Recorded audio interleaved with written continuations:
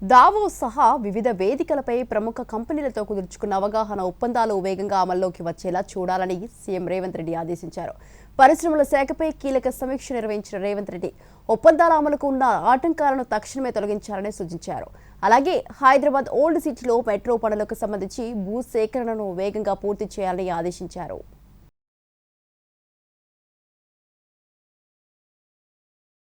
తెలంగాణను అంతర్జాతీయ పెట్టుబడులకు చిరునామాగా మార్చే లక్ష్యంతో సీఎం రేవంత్ రెడ్డి ఉన్నత స్థాయి సమీక్ష నిర్వహించారు.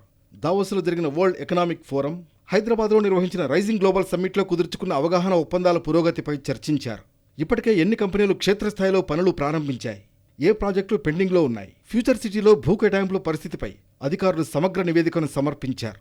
కంపెనీలతో కుదుర్చుకున్న ఎంవైయూలు వేగంగా అమల్లోకి వచ్చేలా చూడాలని అధికారులను ఆదేశించారు. తెలంగాణలో పెట్టుబడులకు ముందుకొచ్చిన కంపెనీలకు భూసేకరణ ప్రక్రియలో ఎలాంటి జాప్యం జరగకూడదని సీఎం రేవంత్ రెడ్డి అధికారులను ఆదేశించారు.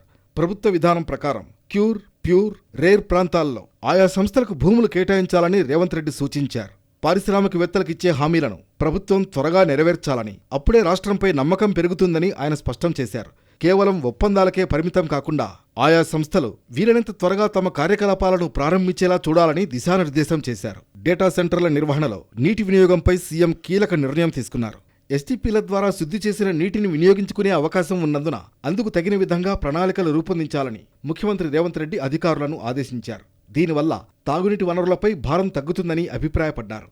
కొత్తగా నిర్మించతలపెట్టిన ఫ్యూచర్ సిటీలో మౌలిక సదుపాయాల కల్పన, కంపెనీలకు భూముల కేటాయింపుపై ప్రణాళికాబద్ధంగా ముందుకు వెళ్లాలని అధికారులకు సూచించారు.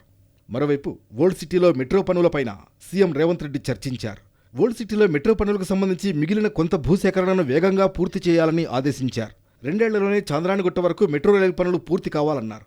2వ దశ మెట్రో అనుమతులు, బహదూర్గూడ వద్ద హైస్పీడ్ కారిడార్ వద్దకు మెట్రో విస్తరణ అంశాలపైన చర్చించారు.